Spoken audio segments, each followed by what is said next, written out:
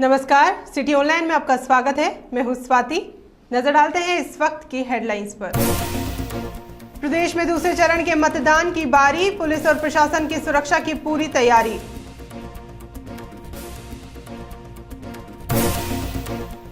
Computer दिलाने की जिद न ली 13 वर्षीय बच्चे की जान, गुस्साए बच्चे ने घर में ही लगाई फांसी।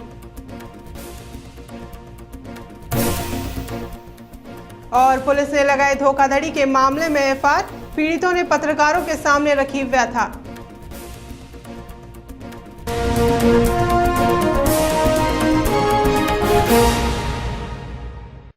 अब खबरें विस्तार से।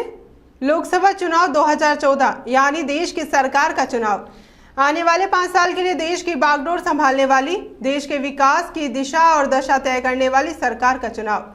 राजस्थान में लोकसभा चुनाव 2 चरणों में हो रहे हैं। 16वीं लोकसभा के लिए हो रहे मतदान के परिणाम 16 मई को घोषित होंगे।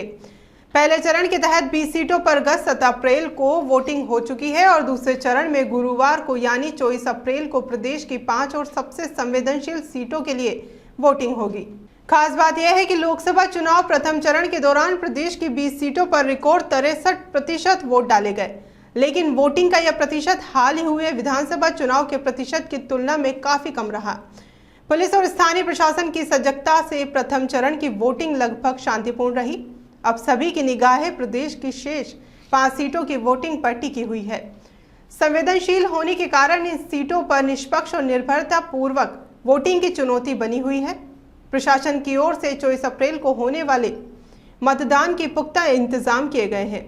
सीटीआई टीम की ओर से सभी दर्शकों से अपील है कि लोकतंत्र के सबसे बड़े महोत्सव में आप भी भागीदारी निभाएं और दूसरे चरण में भी मतदान का रिकॉर्ड बनाएं। मजबूत सरकार बनाने के लिए आप सभी का सहयोग अति आवश्यक है। लोकसभा चुनाव के पहले चरण के मतदान के बाद अब दूसरे चरण में भी मतदान के प्रचार प्रसार में और चुनाव आयोग ने कोई कोर कसर नहीं रखी है। वहीं राजधानी में निजी संस्थान भी इसमें हर संभव सहयोग दे रहे हैं। मोतीडूंगरी रोड स्थित भवानी रियल पान भंडार भी मतदान के लिए लोगों में जागरूकता लाने के लिए अपना योगदान दे रहा है। यहाँ पर पान पर अब नहीं चलेगा कोई बहाना, सबको है मतदान करना, अपना मत अपना अधिकार, यूथ चला फिर बूथ जैसे स्लोगन लिखकर ग्राहकों को मतदान के लिए प्रेरित किया जा रहा है। और इसका मकसद मात्र इतना है कि लोगों में मतदान के प्रति जागरूकता बढ़े और ज़्यादा से ज़्यादा संख्या में मतदान हो सके। अब हमने चुनाव को देखते हुए इसमें चुनाव के लिए हमने जागरूकता हेतु एक पान बनाए। हमारे कुछ फेवरेट पान है, उनके ऊपर हमने पान बनाए। जैसे जयपुर की जनता को ये जगाने के लिए, युवाओं को प्रेरित करने के लिए कि अपना वोट अवश्य डालें, कि एक सरकार अच्छी सी सरकार लाएं और देश के भविष्य के लिए कुछ विकास हेतु कार्यों के लिए एक नई सरकार का गठन करें। उसके लिए हमने एक जागरूकता हेतु ये पान बनाए। जैसे अब नहीं चलेगा कोई बहाना चलेगा ना, अब सबको मत देना है, अपना वोट अवश्य डालें। लोगों को अपने ये पानों पे, हमने अपने पानों पे ये वोटों के लिए बनाया है, जिसमें अपने तरह तरह से इसमें लिखा है। जैसे मतदान दिवस है 17 अप्रैल 2014 को, अपने मत का प्रयोग जरूर करें। 2 दिन से पिता से कंप्यूटर दिलाने की जिद कर रहे 13 साल के बच्चे ने फांसी का फंदा लगाकर आत्महत्या कर ली। घटना सोडाला थाना इलाके के सुशीलपुरा की है। 13 साल के रवि का पिता गरीबी के चलते अपने बेटे की जिद पूरी नहीं कर सका। जिद पूरी नहीं होने से गुस्साए रवि ने रसोई में फांसी लगा ली। रवि की जब घर से आरती उठी तो मंजर दर्दनाक था। वह 7वीं कक्षा का छात्र था और सरकारी स्कूल में पढ़ता था। उसने साथियों के पास कंप्यूटर और मोबाइल देखा तो पिता दिलीप से जिद की। टेलर की दुकान पर काम करने वाले पिता ने गरीबी का वास्ता दिया तो भी वह नहीं माना और जिद पर अड़ा रहा। दिलीप ने तनख्वाह मिलने पर कंप्यूटर दिलाने की बात कही। इसी बीच रवि ने कराटे की बेल्ट से फांसी लगा आत्महत्या कर ली। हादसे के समय उसके माता पिता और 3 छोटे भाई बहन दूसरे कमरे में सो रहे थे। रवि की मां ने नींद खुलने पर बेटे को देखा तो उसे फांसी पर लटका पाया। किसी तरह कमरे की जाली तोड़कर रवि को नीचे उतारा गया, तब तक उसकी मौत हो चुकी थी। राजधानी जयपुर में एक और पुलिस की अनदेखी का मामला सामने आया है। जयपुर के प्रताप नगर और शिवदासपुरा में रहने वाले 2 लोगों ने एक ऊंटों के व्यापारी पर धोखाधड़ी के आरोप लगाए हैं। दोनों पीड़ितों ने धोखाधड़ी करने वाले रामनिवास यादव के खिलाफ दोनों थानों में मामला भी दर्ज कराया है, लेकिन पीड़ित हंसा और पन्ना रेबारी का आरोप है कि पुलिस ने मामले की जांच किए बिना ही एफआईआर लगा दी। जबकि धोखाधड़ी करने का आरोपी रामनिवास यादव, उसने कई लाखों के ऊंट ले जा चुका है, जिनकी राशि आज भी बकाया है। दोनों पीड़ितों ने प्रशासन से न्याय की गुहार लगाई है। रमेश 4 रुपया ले गया हमारा गोवालन को, जो ना रात शाम ने राख लिया हमारे घर पे, ईटा पाना फोटो खींच लिए, मार पीट करी खूब, सुबह 10 बजे में भेज दिए। क्या करते हो?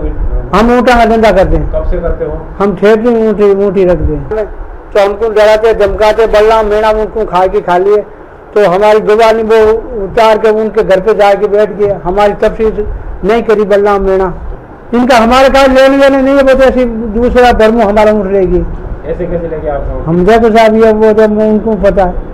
अभी साल से मैं धंधा करता हूँ सब मैंने, तो हमारे इसके चलाने के बाद में हमारे इसके व्यवहार बन गया अच्छा, तो इसके बाद हमने उसके बाद पैसा लेता देता था, 2-10 हम ब्याज ले लेता था, ट्रेन चल जाती थी, 10 रुपये से 20 रुपये से पलंट लगा देता, मेरे ब्याज लेता था रामनाथ में, तो हमें 4 लाख का ऊँट बेचा इसको, 4 लाख रुपया हमारे मना लेट सेट करके वापस दे दिया। फिर हमारे विश्वास हो गया, विश्वास होने के बाद में 45 में फिर वापस दे दिया 13,50,000 का, तो 13,50,000 में से 20 मिनट मेरे को वापस दे दिए, 25 मिनट का 7.5 लाख रुपये बकाया था, वो पैसा मेरे को वापस दिया नहीं। मैंने 2-4 बार मैंने घूमता लिया, प्रताप नगर थाना में रिपोर्ट दर्ज कराने गया, तो मेरी रिपोर्ट दर्ज करी नहीं, पुलिस वालों ने सुनाई करी नहीं, धमकाया मारपीट करते हुए बोले पकड़ा तू जहाँ तेरा काम जाना। राजस्थान विश्वविद्यालय प्रशासन द्वारा कुछ एसएफएस कोर्स को बंद किए जाने के बाद विद्यार्थियों में रोष पैदा हो गया और विश्वविद्यालय में प्रदर्शन किया। विद्यार्थियों का कहना है कि अगर कोर्स बंद किया जाता है तो वह विद्यार्थी बर्दाश्त नहीं करेंगे और आंदोलन करेंगे। गौरतलब है कि परिणामों में हुई गड़बड़ियों को लेकर मंगलवार को भी एबीवीपी व एनएसयूआई के छात्रों ने ज्ञापन दिया और परिणाम दोबारा निकालने की मांग की। छात्रों ने बताया कि PG course MIB first semester में इकोनॉमिक विषय के परिणाम में गड़बड़ी है तथा इसमें काफी संख्या में छात्रों को फेल कर दिया है, जिससे कि छात्रों में रोष व्याप्त है और विद्यार्थी इस परिणाम से परेशान है। परिणाम दोबारा निकलवाने की मांग को लेकर विश्वविद्यालय के कुलपति कार्यालय में प्रदर्शन किया और कुलपति की अनुपस्थिति में वहां ज्ञापन दिया और दोबारा परिणाम निकालने की मांग की।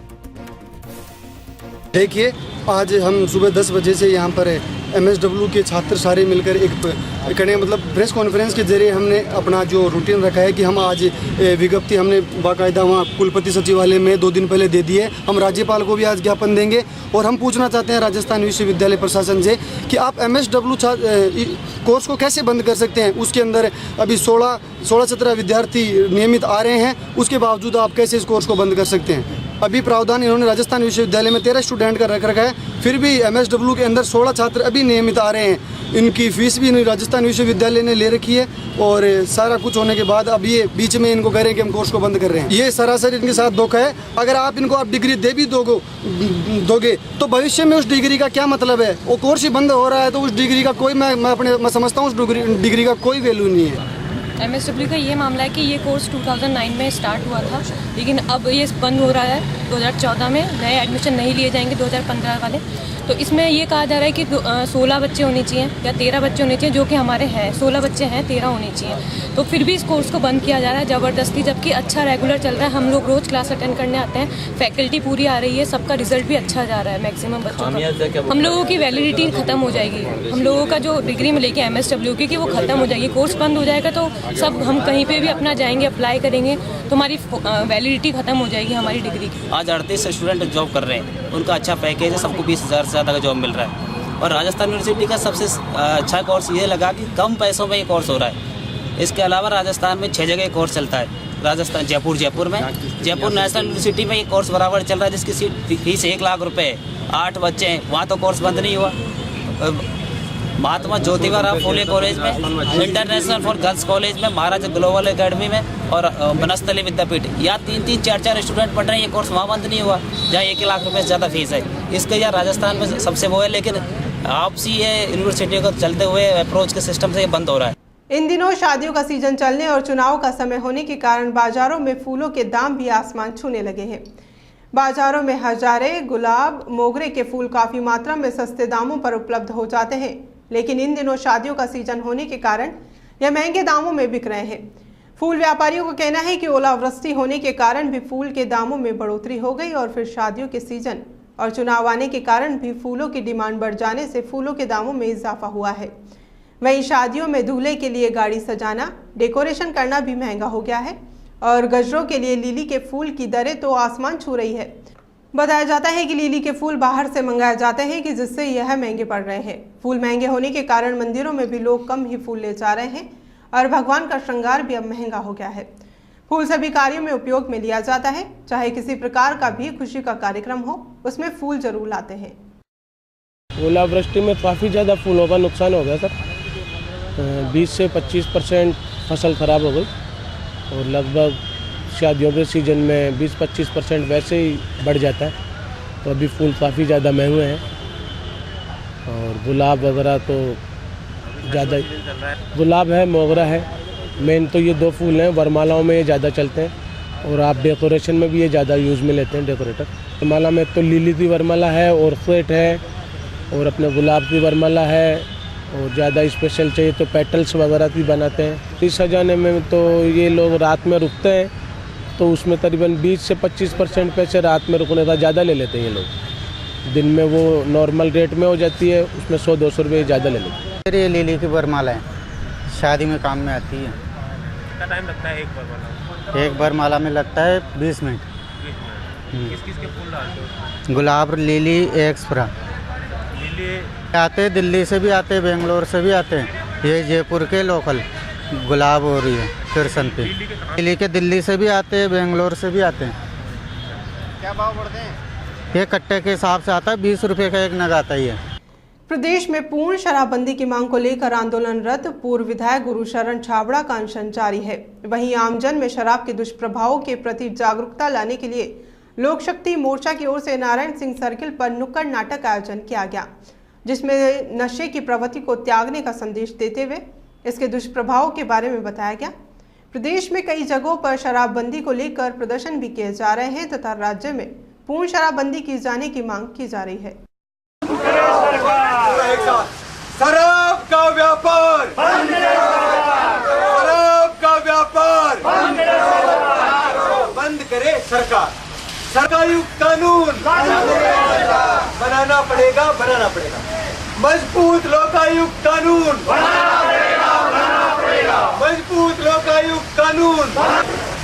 इनकलाब जिंदाबाद, इनकलाब जिंदाबाद, इनकलाब जिंदाबाद। भारत माता की शराब का व्यापार बंद करो, शराब का व्यापार बंद करो। भारत माता की, भारत माता की। मजबूत लोकायुक्त कानून बनाना पड़ेगा। मजबूत लोकायुक्त कानून। जवाहर कला केंद्र के रंगायन सभागार में 2 दिवसीय संगीत समारोह का समापन हुआ। समारोह के अंतिम दिन मोहम्मद अमान का गायन हुआ। जयपुर के कलाकार अमान वर्ष 2013 में सारेगामा में अपनी आवाज कदम दिखा चुके हैं। श्रुति मंडल की ओर से आयोजित इस कार्यक्रम में अमान ने राग बागेश्वरी से अपनी प्रस्तुति शुरू की, जिसमें विलंबित एक ताल की प्रस्तुति दी। वहीं समारोह के अगले चरण में राग केदार में कान्हा रे नंद नंदन की प्रस्तुति से श्रोताओं की खूब दाद बटोरी।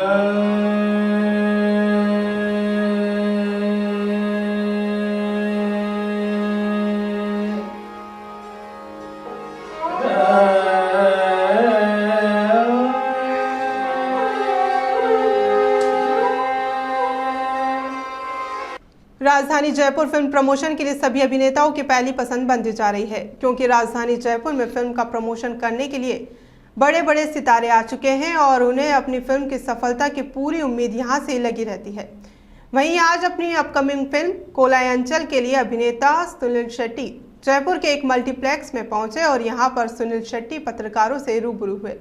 वहीं उन्होंने फिल्म में अपने किरदार के बारे में बताया और कहा कि यह फिल्म दर्शकों को काफ़ी पसंद आएगी।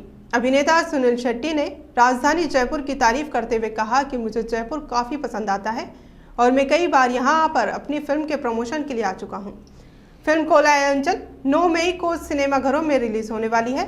फिल्म को आसू त्रिखा ने डायरेक्ट किया है। वहीं फिल्म में मुख्य भूमिका में विनोद खन्ना, सुनील शेट्टी, रूपाली हैं।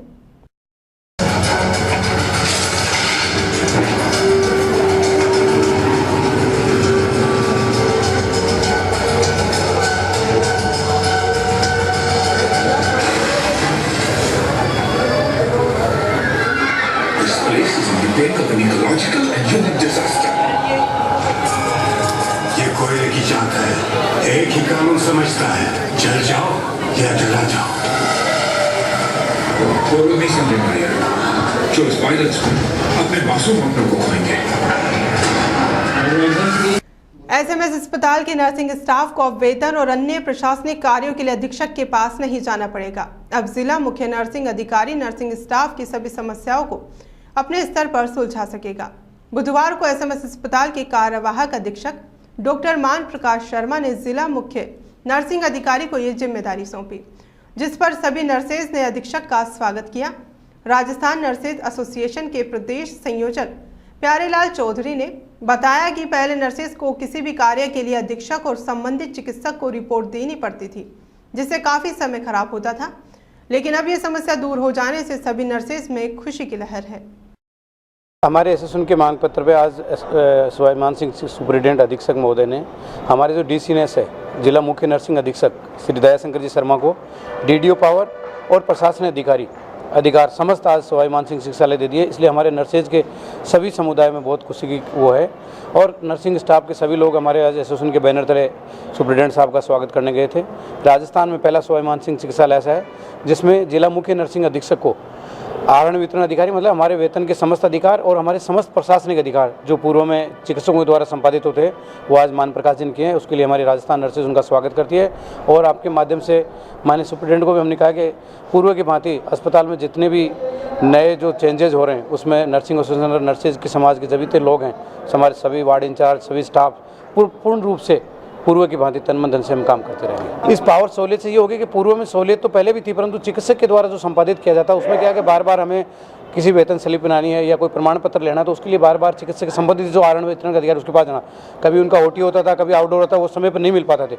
अब जहाँ हमारे सुबह के मॉर्निंग आवर्स में हमारे इनिशियल होते हैं वहीं हमारे डीसीएनएस साहब बैठते हैं तो हमारे समस्त नर्सेज को उससे बहुत बड़ा फायदा हो, कहीं जाने की जरूरत नहीं है। हम जहाँ इनिशियल करते हैं वो हमें उपलब्ध होंगे तो ईजी गोइंग काम होगा हमारा। मतलब कहने का मतलब सबसे बड़ा है कि हमें सुविधाजनक काम हो गया है। तो जितने भी हमारे प्रशासनिक अधिकार हैं और हमारे वेतन की जो समस्याएं थी बार बार वो उन समस्याओं से छुटकारा समस्त नर्सेज को मिल पाएगा। आईपीएल के 7वें संस्करण में बुधवार को राजस्थान रॉयल्स के रणबांकुरे अपना तीसरा मुकाबला खेलेंगे। धोनी ब्रिगेड की चेन्नई सुपर किंग्स से राजस्थान रॉयल्स का मुकाबला काफी अहम रहेगा। आईपीएल के छठे सीजन में शुरुआती मैच जीतकर राजस्थान रॉयल्स की टीम सुपर 4 तक पहुंची थी। इस बार आबू धाबी में राजस्थान रॉयल्स की टीम ने अपने दोनों मैचों में गेंदबाजी और बल्लेबाजी का शानदार प्रदर्शन किया। इन दोनों मुकाबलों में बेहतर प्रदर्शन करने के बावजूद राजस्थान की टीम को केवल एक जीत नसीब हुई। हैदराबाद को हराकर धमाकेदार शुरुआत करने वाली राजस्थान रॉयल्स की टीम को किंग्स 11 पंजाब के हाथों दूसरे मैच में हार का मुंह देखना पड़ा। इससे टीम में थोड़ी निराशा बनी हुई है। दूसरी ओर राजस्थान रॉयल्स के मेंटर राहुल द्रविड़ और कप्तान शेन वाटसन ऐसी परिस्थितियों में टीम को संभालना बखूबी जानते हैं। चेन्नई सुपर किंग्स और राजस्थान रॉयल्स की दोनों टीमों ने अभी एक मैच जीतकर और एक मैच गंवाने के बाद 2-2 अंक लेकर बराबरी पर हैं। दोनों टीमें आज के मैच को जीतने की हर संभव कोशिश में रहेगी ताकि फाइनल तक पहुंचने की राह आसान हो सके। चेन्नई की टीम में कप्तान महेंद्र सिंह धोनी और फिरकी गेंदबाज रविचंद्रन अश्विन बेहतर प्रदर्शन कर रहे हैं। दूसरी ओर राजस्थान रॉयल्स की टीम में कप्तान शेन वाटसन, आंजिके रहाणे, संजू सैमसन और फोकनर के साथ प्रवीण तांबी भी मोर्चा संभाले हुए हैं। अब देखना यह है कि जीत का सेहरा किसके सिर बनता है। गर्मियों के मौसम ने दस्तक दे दी है। हालांकि अभी गर्मी पूरे शबाब पर नहीं है, लेकिन फिर भी बदलते मौसम में सतर्कता बरतने की ज़्यादा दरकार होती है। आमतौर पर सुबह और शाम के समय ठंड और दिन में तेज गर्मी के कारण लोग बीमार होने लगते हैं। दोपहर में चलने वाली गर्म हवाएं सबसे ज़्यादा परेशान करती है। गर्मी के कारण एक और हमारे शरीर से पसीने के रूप में काफ़ी मात्रा में पानी और नमक निकल जाता है, जिससे ब्लड प्रेशर की समस्याओं से दो चार होना पड़ता है। दूसरी ओर भूखे पेट धूप में निकलने से लू लगने का भी खतरा बढ़ जाता है। बदलते मौसम को हल्के में न ले, जितना ज़्यादा हो सके उतनी मात्रा में पानी पिए, साथ ही भूखे पेट घर से नहीं निकले। तो गर्मियों का स्वागत करने के लिए आप तैयार हैं। स्वस्थ रहें, मस्त रहें, इसी कामना के साथ हर कदम पर आपके साथ सिटीआई। गर्मी से बचने के लिए लोगों ने अपने घरों और कार्यालयों में कूलर पंखों की साफ सफाई कर उन्हें काम में लेना शुरू कर दिया है। अधिकतर घरों में कूलर शुरू हो गए हैं। क्या आपको पता है कि ये कूलर आपके लिए बीमारी का सबसे बड़ा कारण बन सकते हैं? चौंकिए नहीं, अगर आपके कूलर में 3-4 दिन पुराना पानी भरा हुआ है तो उसे तुरंत बदल डालिए, क्योंकि कूलर के इसी पानी में मच्छर पनपते हैं। दूसरी ओर तेज धूप से जैसे ही आप कूलर के सामने बैठते हैं, ठंडी हवाओं के कारण आपका सिर भारी होने लगता है और आप सर्द गर्म के शिकार हो जाते हैं। धूप और गर्म हवाओं के कारण शरीर का तापमान काफ़ी बढ़ जाता है। ऐसे में एकाएक कूलर के सामने जाने से सर्दी जुकाम होने की आशंका सबसे ज़्यादा रहती है। छोटी छोटी सावधानियां अपनाएं और अपने साथ अपने परिवार को भी स्वस्थ रखें। सिटीआई देखने के लिए आप सभी का हार्दिक स्वागत। अब चलते चलते नजर इस वक्त की हेडलाइंस पर। प्रदेश में दूसरे चरण के मतदान की बारी, पुलिस और प्रशासन की सुरक्षा की पूरी तैयारी।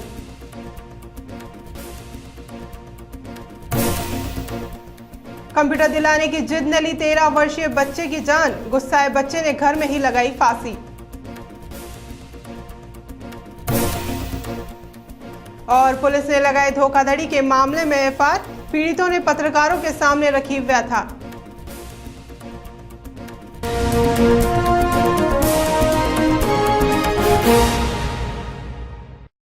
खबरों में फिलहाल इतना ही। आप बने रहिए हमारे साथ। शहर की हर खबर सिटीआई पर।